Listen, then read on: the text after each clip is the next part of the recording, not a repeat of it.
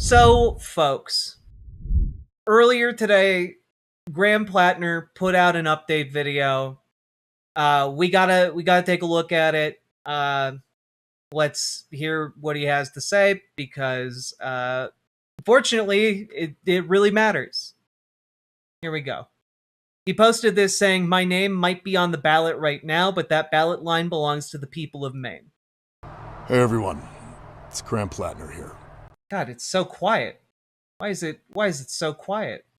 I think as many of you know, over the past couple days, I have faced some very serious allegations, and I just want to make it clear, this is all false. The things that have been claimed did not happen. It's not real. It has placed an immense amount of weight on me as I think about what needs to happen now. Amy and I are regular people. We were not looking for this experience. We were not looking to get into politics. We had no desire to run for office. I just want you to think about what you would do as a regular person in a position where a much larger world, large forces, were working against you personally to accuse you of the worst thing that a person could do, and it was not remotely true. I learned about this through press inquiries, with no time to truly respond, no time for investigations before a corporate media system and the political establishment got to act as judge, jury, and executioner. Accusations are supposed to be the beginning of things, not the end. I think it's really important to understand why this is happening in the time. Do you D&D? Favorite class? Paladin Maine for life. I do play D&D. I am a forever DM. Why this is happening right now, much like October, when the first attack started, much like the news that was created. Okay, so he's straight up going in this never happened, but I am the victim of, corporate media being very unfair, and however, I'm waiting for him to recognize the political reality here. The week before the primary, there is a reason that this is happening now. I only have until July 13th until I am officially the nominee. This was the last week to try to get me off of the ballot. And that's why this is occurring.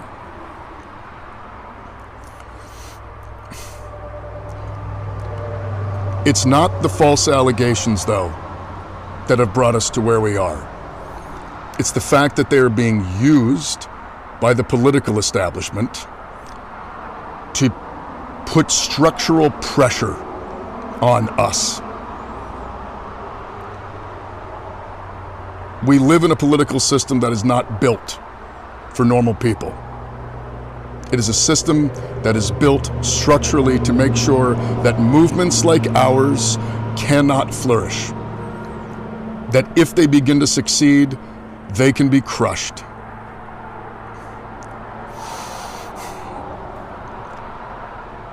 What we have accomplished here, you made possible.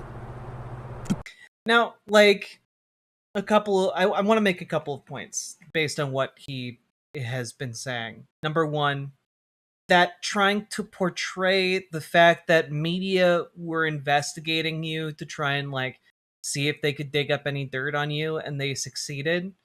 I don't view this at all as some kind of, oh, the corporate system was just going after him and they're bringing him down on a technicality. That this isn't that. right? This is actually a rare occasion of the media doing exactly what they should be doing with their resources to pursue investigative journalism. This is, I think, one of the things that Politico did well here. I think that was a good idea. I think it is good to investigate political leadership.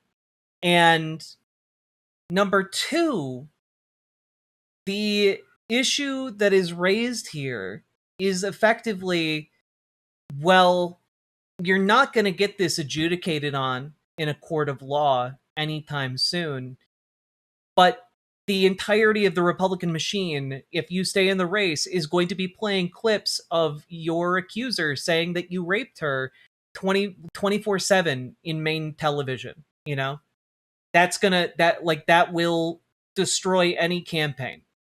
So when we're looking at like, oh, well, that's, that's pretty bad, but this was all suspiciously timed. It's not suspiciously timed. She came forward herself, though. What investigation was there? There was the corroborating her account through her friends and acquaintances, through her text exchanges that are chronologically consistent with her story, stuff like that, right? And that's some good investigative reporting. The issue here is that, like, I don't think that he's insincere in his political views that he espouses right now, right? And so his campaign has been, allegedly behind the scenes trying to negotiate who is going to take his place. And we're going to get to that in a bit, but I wanted to watch his full statement first. Also, he's not been found guilty of a crime. He's not in court. He has not been jailed. So I'm at a loss for what this means with judge, jury, and executioner. And like, I don't look. People can be like, well, this should be for the courts to judge, but like, it's very likely this will never go to court, right? And number two, when you're talking about politics, public opinion is important. And when people get new information or new things get injected into the conversation, people react to that. So whether this is true or not is going to be politically damaging. And that is very much been accepted by basically everybody in Maine politics. People of Maine, the volunteers, the voters, the grassroots donors, and I have all the faith in the world that we could win if we could continue to harness that. But the brutal political reality is that... Why wasn't this found out during the vetting process? Probably because he didn't get vetted that hard. And the things that people did find when he was initially vetted were that, like, people generally liked him and he seemed like kind of a swell guy. And, like, no one mentioned the fucking Nazi tattoo. And no one fucking mentioned that, oh yeah, he can get blackout drunk and allegedly do sexual assaults. Like, that's not something that came up when people were initially interviewing about him. Like, you all know, you guys can, in fact, just run in a primary, and there is not really a vetting process for you to go through. If you meet the minimum requirements, you can just throw your name into the ring and run for office. They don't put you through like a metal detector that detects all of your, hottest tea. They are going to take everything away from us. Those in power who have the ability to do so are using these allegations as an excuse to take away all of the things that we need to run a campaign. Like, it's also worth noting that, like, the Democratic establishment in Maine did work pretty hard to not endorse him in particular. It's also worth noting that, like, DSA never endorsed Graham Platner either. We are going to lose our ability to fundraise. We are going to lose our ability to access voter data. We are going to lose all of the things that any campaign needs on the basic level simply to function. And what he's saying right now is true. Like, he's been effectively cut off by the entirety of every Democratic organization. Like he's basically done, you know? And the reason, part of why he's putting out this statement is to use whatever remains of his influence, I think, to try and hand it off to somebody who's going to support working people. That is the impression that I get, especially from the reporting of what's happening behind the scenes in Maine politics. The Bangor Daily, by the way, has been doing an absolutely bang-up job covering what is happening in Maine on a day-to-day, hour-by-hour basis as the political bomb of this campaign explodes. Larger organizations, the national level party, the bigger donor networks, they have all committed to spending no money in this race if I'm in it. They would rather see Susan Collins win than have me be the next senator from Maine.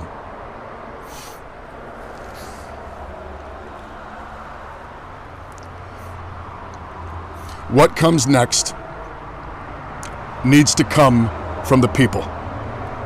Needs to come from the people of Maine. Needs to come from the voters who on... I don't know why he was specifically uplifted in the first place, to be honest. I need to learn that. I mean, the reason he got mainstream traction is because, like, frankly, he's a big burly dude who's kind of dumb and relatable. You know? Like, what happened about him specifically was that he was somebody who resonated with the people who live in Maine and who came across as like more authentically Mainer and was able to speak forcefully against the injustices that people in Maine have been forced to experience, you know? And so like he had good he had good politics, he had the confidence and the posturing. Like he had a lot going for him that the average Mainer is going to consider a lot more than maybe other people from other parts of the country. June 9th, at a strength of over 150,000, the largest number in the history of Maine primaries, said no to this kind of politics. Voted for a politics that would actually represent them. Voted against the political system, against the donor class, against the entrenched forces. And I'm not asking for how this process is going to work. I'm not trying to dictate to anyone who it should be or how we get there, but I will say this. It needs to be open, transparent, and democratic. It needs to be reflecting the will and the values of the people that built this movement, the people that showed up on June 9th. People in D.C. need to stay in D.C. Decisions should not be made in back rooms by people in places of political power. Party apparatchiks are not the ones to make these decisions. These decisions need to be made in the open by the people of this state, the people who got us here. This is exactly the kind of political system that everyone voted against on June 9th. And for that reason, we need to be assured that it is going to be open and democratic as we move forward.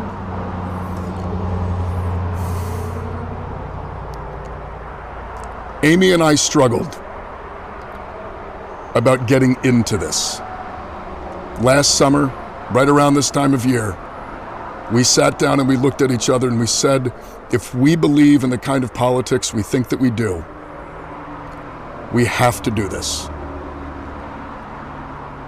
Over the past couple days, really yesterday and today, we have had to have that exact same conversation. Squishmallow Dragon, thank you very much for the 5 tier 1 subs. Very much appreciate it. We believe that for the movement to continue,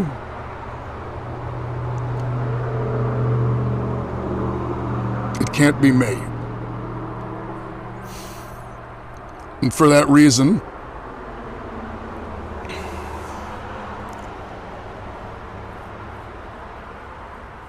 we are suspending campaign operations. This is incredibly difficult because I know that some will think it's an admission of guilt, and it most certainly is not. We're not doing it because of the allegations, we're doing it because of the structures that are being taken away from us by those in power. And I also feel an immense amount of responsibility to everyone who has worked so hard to get us to where we are.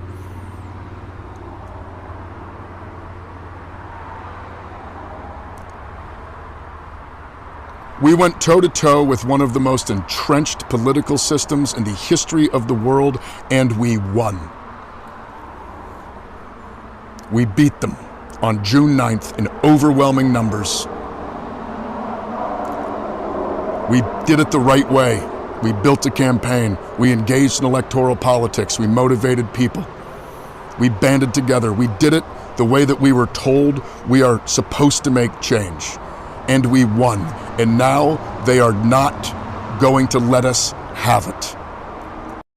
Like, it's not just that those in power were taking away support systems. Like, the people in Graham Platner's organizing network, like the people who were knocking doors and phone banking for him, were straight up, like, in revolt. And the reason he's putting out this message in particular is, one, to assert his innocence, and two, to basically figure out a way of handing off power from his campaign to whoever gets picked next. And we're going to talk about that mechanism in a few minutes here. But yeah, he's trying to use whatever influence he has left to, move it towards like a more progressive candidate, because he is very aware, as most of you are, that a lot of the Democrats in the establishment would very much like to put in a Janet Mills-like candidate. Doubt it will be Janet Mills, by the way.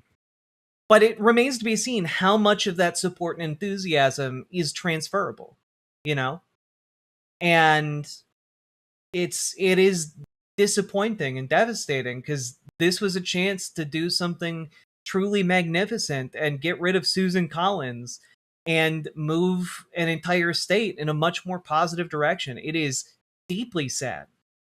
So, yeah, it fucking sucks.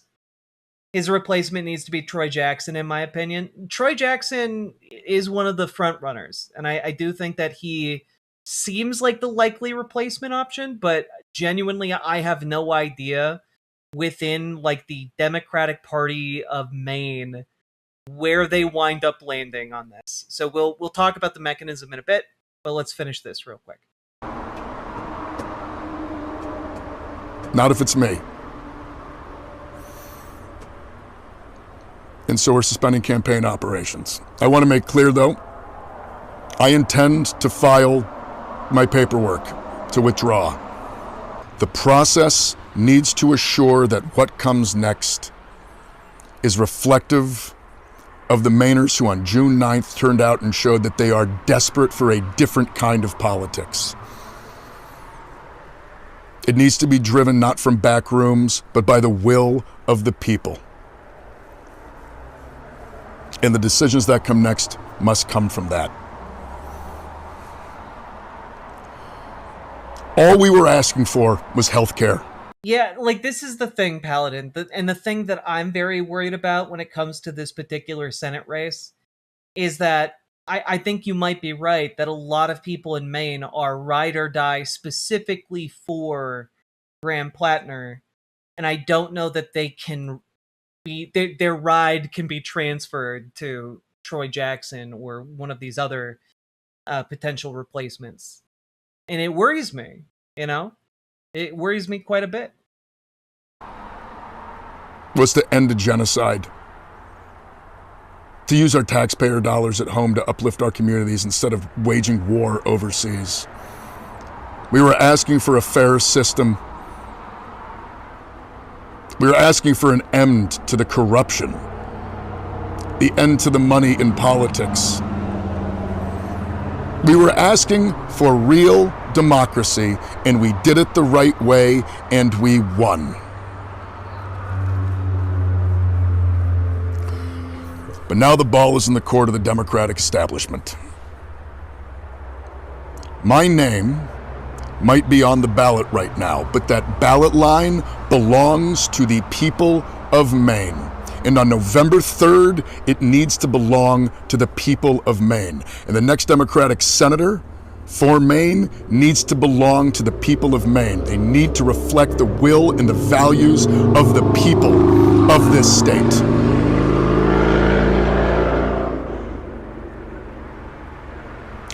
I love this state. I love Maine, and I love Mainers in ways that I can't really describe. I'm immensely proud of what we have built, and I have the utmost faith that we will continue to build, and we will continue to move towards a better future.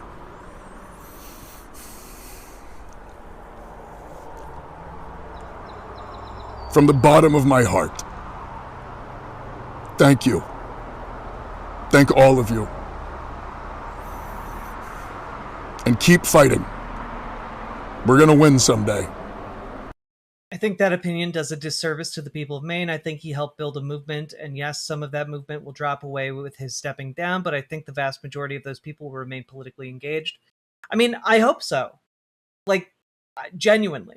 And I do believe that that is probably the case, but also when I talk about why a statement like this is important, is because it's doing what it can to preserve some amount of momentum from this campaign to whatever campaign is next, right? Because the trick is going to be how much of that momentum transfers enough, and is it enough to counteract Susan Collins' money and name recognition advantage? You know, one of the big advantages of someone like Platner running was that he had been running for years. Like he's been building up name recognition, which is uniformly one of the most important things in politics. Just on the basis of name recognition alone, people are way more likely to vote for you. And so it's important. And I do see that there are some people. Squishmallow Dragon, thank you for the gifted sub to Boy Meets Mini, friend of the show. Folks, go check out Boy Meets Mini. But when people are, considering this, there are going to be a lot of people let me put it this way. There were a lot of people who checked out after Bernie lost. There were a lot of people who checked out after, and who are going to check out because their guy in Maine, who was going to go fix everything, turned out to be an alleged rapist. And that really fucked everything up. And for a lot of people, that's going to be devastating in a way that they're not going to be able to recover from in a short amount of time. And I know that that sounds like, uncharitable maybe to some folks in Maine, but that's the truth about any political defeat. And for a lot of people, Platner's failure in front of the people of Maine is, it's going to be devastating. I have to admit that I'm a little disheartened, not because of Platner's behavior. I mean, that too, but because a lot of the response there's been a lot of dunking on the left, and it's pretty gross. Yeah, look, it's been nasty. I've lost respect for certain people out there, who've been like essentially doing what you see in every conservative response to like a conservative figure getting having allegations dropped against them, and it's disappointing to see it on our side too. It's disappointing to see that same kind of misogyny manifest over here. It sucks. It just sucks real hard. Now, there does seem to be some battle lines getting drawn right now between the progressive elements in Maine and the establishment Democrats. Specifically, Maine's Democratic Party has been beefing with Graham Platner's campaign to get him to drop out, and they're trying to accuse him of like, oh, you're meddling with the political process, etc. And that does seem to be the case because late last night, Representative Valley Geiger was called up by Graham Platner. Here's some local reporting. Though first at 4 in the race to replace U.S. Democratic Senate nominee Graham Platner, the Maine Democratic State Committee now set to meet in the next 30 minutes for an emergency meeting. That after Platner was accused of sexual assault by a former girlfriend. In an email from the Maine Democratic Party chairman, it was obtained by Maine's Total Coverage. The committee is set to about Platner than most of this crowd. I'm old. He was a murderer. Unlike this crowd, I took his reckoning with moral injury in earnest. We could have had another Smidley Butler. Yep. Big Rackle, thank you for the $20 super chat. Meet at 4:30, and the party saying today, quote, the Maine Democratic Party remains hyper-focused on developing a representative, transparent, and inclusive process to select a new nominee when he chooses to withdraw from the race.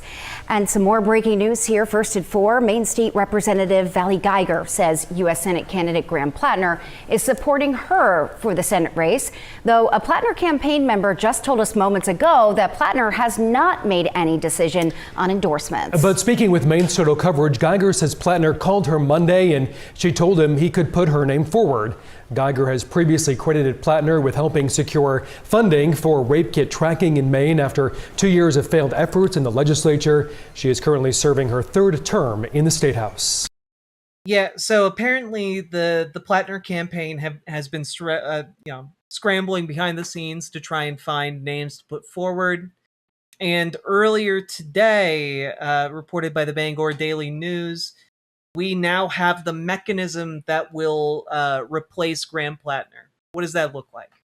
Essentially, Maine Democrats have called for a Democratic convention of around 600 people from across the state. Will be coming, I believe it's like proportionally, each county has a certain number of delegates. And then there's the state committee within the Democratic Party all getting together to try and figure out who should be the replacement. And I'm not a local, so I don't know what the exact makeup of the state Democratic Party is at the moment. But this could get really messy. And like it's supposed to be democratic, so we're getting like a representative, democratic body within the Democratic Party to figure this out, but it's gonna be messy, guys. And I know that Troy Jackson has already filed paperwork to replace Graham Platner. Yeah, Story the Bard, keep me updated on what exactly goes down at this convention, because I expect it's going to be extraordinarily heated. So all of this is happening. Troy Jackson has thrown his hat into the ring. Valley Geiger, her name's being circulated. There's also Nirav Shah, who is getting some buzz in different Democratic Party circles. Those seem to be, as far as I know, the three main names that I'm hearing at this point. But most of the energy seems to be behind Troy Jackson. I don't really see any voices within the party or within the DSA exactly championing Miss Geiger. But we'll see. I guess we'll see if this kind of endorsement holds any water. I guess I know DSA is behind Troy Jackson for the most part, but I have no idea how much traction DSA has in the Maine Democratic Party. So we're kind of in like this weird limbo, and we have about 2 weeks to figure it out now. I mean, I guess, right? I think 2 weeks. I think we have until the 27th. So maybe almost 3 weeks, 2.5 weeks. But this is messy as hell. This is messy as hell, and I have no idea where the chips are going to land. Yeah, I think that is all that I have to say on this particular subject. And of course, the Dem machine will pick the most centrist candidate. I mean, I think that in this particular case, the most likely thing that the Democratic State Party in Maine will do is pick someone who they believe can win, right? We'll see who that winds up being. But I find it to be a deeply frustrating state of affairs, you know? State parties can be a little bit more savvy than national Dem operatives. True. Hey, everyone. God, stop it. So anyway, folks, if you got anything out of this, hit the subscribe button, hit the like button, leave a comment. Let me know what you think about this. I'm looking forward to seeing how this entire process unfolds, because it's messy as hell. It's messy as hell. And it's only going to get messier from here. All that being said, folks, when I tell you guys to organize and join your local Dems, part of it is so that we have leftist progressive folks who are within the Democratic Party, geographically spread out, who can then rise through the ranks of the Democratic Party, become delegates in decisions like this, so that we can actually have an outsized influence in the Democratic Party. We can actually do that as a small progressive community. If you guys kept showing up to your local Democratic meetings, you guys could genuinely spark an entire political movement of change in this country. And I don't say that lightly. I just say it because there are several hundred of you here right now, and genuinely several hundred people getting organized together and going to work can change quite a bit. So get involved with your local Democratic Party. Get involved with your local DSA. If you need help, join our Discord, !Discord in any of the chats, and reach out to Dragonfly for help with your local Dems. Reach out to GamerG for help with your local DSA. We can help you get in the door. We can help you organize. We can give you interpersonal strategies to maximize your organizing effectiveness. Please take advantage of the expertise we're making available to you and get involved, because it's only when we all get involved that things can truly change. Last but not least, folks, check out ImogeneOlivia.com, gender euphoric lingerie designed from the ground up for trans femmes. Also tested with cis men, cis women, non-binary folks. It is comfortable, sexy lingerie that's non-tucking. Check it out. ImogeneOlivia.com, link down in the description. Let's keep on going. Riverboat Jack is coming to town. All the viewers gather around. Twitch and YouTube and swishy streams. All that content is bursting the seams. Politics, Bane, and plenty more. Your sense of fashion you'll adore. So grab your stuff and hop aboard. We're going straight to Jack's Discord.